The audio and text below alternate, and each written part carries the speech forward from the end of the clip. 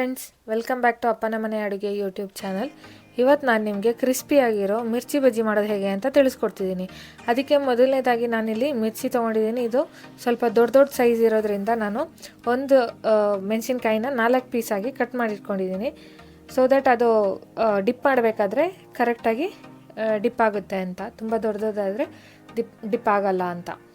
ಈಗ ನಾನು first step ಇದನ್ನು ಮ್ಯಾರಿನೇಟ್ ಮಾಡ್ಕೋಬೇಕು. ಅದಕ್ಕೆ ಒಂಚೂರು ಜೀರಾ ಪೌಡರು, ಅದಾದಮೇಲೆ ಒಂಚೂರು ಮೆಣಸಿನ ಪುಡಿ, ಅದಾದಮೇಲೆ ಒಂಚೂರು ಸಾಲ್ಟು, ಇದಿಷ್ಟನ್ನು ಹಾಕ್ಕೊಂಡು ನಾನು ಮಿಕ್ಸ್ ಮಾಡಿಕೊಂಡು ಒಂದು 10 ನಿಮಿಷ ಮ್ಯಾರಿನೇಟ್ ಆಗೋದಕ್ಕೆ ಬಿಡ್ತಿದ್ದೀನಿ. ನಾನು ತೋರಿಸ್ತೀನಿ ಇದು ಮಿಕ್ಸ್ ಮಾಡಿಬಿಟ್ಟು.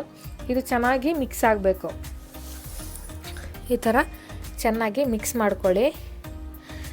ಇಲ್ಲ ಅಂತಂದರೆ ನಾವು ಬರೀ ಇದನ್ನು ಮೆಣಸಿನ್ಕಾಯಿನ ಹಿಟ್ಟಲ್ಲಿ ಡಿಪ್ ಮಾಡಿ ಹಾಕಿದ್ರೆ ಇದರಲ್ಲಿ ಯಾವುದು ಫ್ಲೇವರ್ಸ್ ಇರಲ್ಲ, ಅದು ಚೆನ್ನಾಗಾಗಲ್ಲ. ಅದಕ್ಕೆ ನಾವು ಈ ಥರ ಮ್ಯಾರಿನೇಟ್ ಮಾಡಿ ಇಟ್ಕೊಳ್ಳೋದ್ರಿಂದ ನಮಗೆ ಚಿಲ್ಲಿನಲ್ಲೂ ಒಂಚೂರು ಫ್ಲೇವರ್ಸ್ ಇದ್ದು ಚೆನ್ನಾಗಾಗುತ್ತೆ ತಿನ್ನಬೇಕಾದ್ರೆ.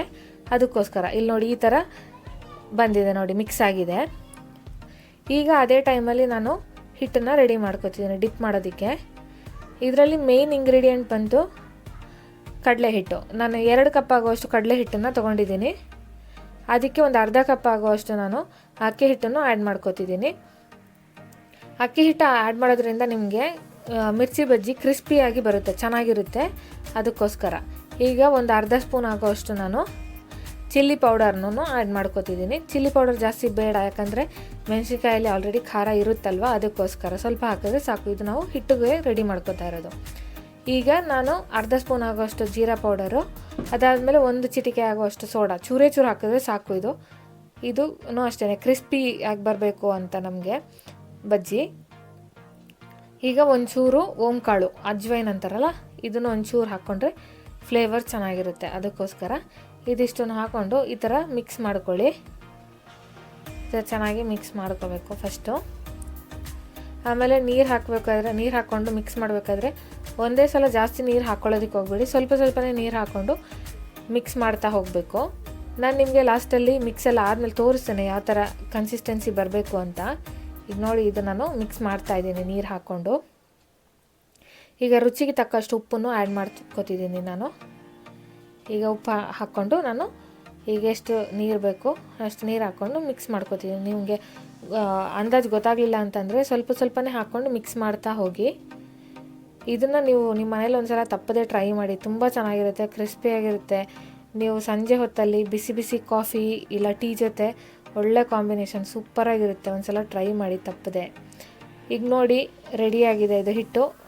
ಈ ಕನ್ಸಿಸ್ಟೆನ್ಸಿ ಬರಬೇಕು. ಈಗ ನಾನು ಇದಕ್ಕೆ 2 ಸ್ಪೂನ್ ಆಗೋಷ್ಟು ಬಿಸಿ ಆಯಿಲ್ನ ಆ್ಯಡ್ ಮಾಡ್ತಿದ್ದೀನಿ. ನಾನು ಇದಕ್ಕೆ ಸಪ್ರೇಟಾಗಿ ಏನು ಆಯಿಲ್ ಬಿಸಿ ಮಾಡಿಲ್ಲ. ಬಾಣಲೆಯಲ್ಲಿ ಇದನ್ನು ಕರಿಯೋದಕ್ಕೆ, ಮಿರ್ಚಿನ ಕರಿಯೋದಕ್ಕೆ ಏನು ಎಣ್ಣೆ ಇಟ್ಕೊಂಡಿದ್ನಲ್ಲ, ಅದರಿಂದ 2 ಸ್ಪೂನ್ ಆಯಿಲ್ನ ಇದಕ್ಕೆ ಹಾಕ್ಕೊಂಡು ಮಿಕ್ಸ್ ಮಾಡ್ತಿರೋದು.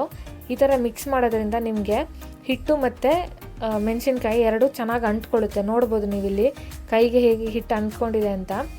ಈ ಥರ ಚೆನ್ನಾಗಿ ಅಂಟ್ಕೊಳ್ಳುತ್ತೆ. ಆಮೇಲೆ ನೀವು ಎಣ್ಣೆಲಿ ಕರಿಬೇಕಾದ್ರೆ ಹಿಟ್ಟು ಮತ್ತು ಮೆಣಸಿನ್ಕಾಯಿ ಸಪ್ರೇಟ್ ಆಗಲ್ಲ, ಬಿಟ್ಕೊಳ್ಳಲ್ಲ. ಅದಕ್ಕೋಸ್ಕರ ಈಗ ನೋಡಿ ನಮ್ಮದು ಹಿಟ್ಟು ರೆಡಿಯಾಗಿದೆ.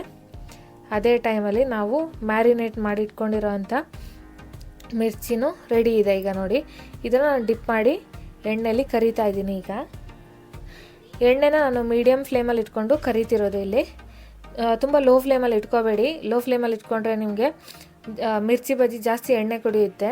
ಅದು ತಿನ್ನಬೇಕಾದ್ರೆ ತುಂಬ ಆಯಿಲಿ ಅನಿಸ್ಬಿಡುತ್ತೆ. ಅದಕ್ಕೋಸ್ಕರ ಆಮೇಲೆ ತುಂಬ ಹೈ ಫ್ಲೇಮಲ್ಲಿ ಇಡಬೇಡಿ. ಬೇಗ ನಿಮಗೆ ಹೊರಗಡೆ ಬ್ರೌನ್ ಕಲರಿಗೆ ಟರ್ನ್ ಆಗುತ್ತೆ ಬಜ್ಜಿ, ಆದರೆ ಒಳಗಡೆ ಮೆಣಸಿನ್ಕಾಯಿ ಬೆಂದೇ ಇರಲ್ಲ. ಅದಕ್ಕೋಸ್ಕರ ಮೀಡಿಯಮ್ ಫ್ಲೇಮಲ್ಲಿ ಇಟ್ಕೊಂಡು ಈ ಥರ ಫ್ರೈ ಮಾಡ್ಕೋಬೇಕು. ಆಮೇಲೆ ಅವಾಗ ಈ ಥರ ಮಗ್ಸಿ ಹಾಕ್ತಾಯಿರಿ. ಇದು ಒಂದು ಸ್ವಲ್ಪ ಬ್ರೌನ್ ಕಲರಿಗೆ ಟರ್ನ್ ಆಗಿದ ತಕ್ಷಣ ನಿಮಗೆ ರೆಡಿ ಆಗಿದೆ ಅಂತ ಅರ್ಥ ಮಿರ್ಚಿ. ಆಮೇಲೆ ನೋಡಿ ಈಗ ಹಿಟ್ಟು ಮತ್ತು ಇದು ಮೆಣಸಿನ್ಕಾಯಿ ಸಪ್ರೇಟ್ ಆಗಿಲ್ಲ, ಯಾಕಂದರೆ ನಾನು 2 ಸ್ಪೂನ್ ಹಾಟ್ ಆಯಿಲ್ ಆ್ಯಡ್ ಮಾಡಿದ್ನಲ್ಲ ಹಿಟ್ಟಿಗೆ, ಅದಕ್ಕೋಸ್ಕರ. ನೋಡಿ ಎಷ್ಟು ಚೆನ್ನಾಗಿ ಬಂದಿದೆ ಅಂತ. ಇವಾಗ ನೀವು ನೋಡ್ಬೋದು, ನಾನು ತೆಗಿತಿದ್ದೀನಿ, ಆಲ್ರೆಡಿ ರೆಡಿ ಆಗಿದೆ ಇದು. ನಾನು ಇದನ್ನೊಂದು ಪ್ಲೇಟಿಗೆ ಸರ್ವ್ ಮಾಡ್ಕೊತಿದ್ದೀನಿ. ನೋಡಿ ಇಲ್ಲಿ ಏನು ಸೂಪರಾಗಿ ಬಂದಿದೆ ಅಂತ ನೀವು ನೋಡ್ಬೋದು. ತುಂಬ ಕ್ರಿಸ್ಪಿಯಾಗಿ ಚೆನ್ನಾಗಿರುತ್ತೆ, ಮಾತ್ರ ಟೇಸ್ಟ್ ಮಾತ್ರ ಸೂಪರಾಗಿರುತ್ತೆ. ಒಂದ್ಸಲ ತಪ್ಪದೇ ಟ್ರೈ ಮಾಡಿ ನೋಡಿ. ಆಮೇಲೆ ನಮ್ಮ ಚಾನಲಲ್ಲಿ ತುಂಬ ವೀಡಿಯೋಸ್ ಹಾಕಿದ್ದೀವಿ ನಾವು, ಬೇರೆ variety, veg, non veg, sweets ಎಲ್ಲ ಥರದ್ದು ಇದ್ದಾವೆ. ಅದನ್ನು ಹೋಗಿ ನೋಡಿ. Thank you for watching this.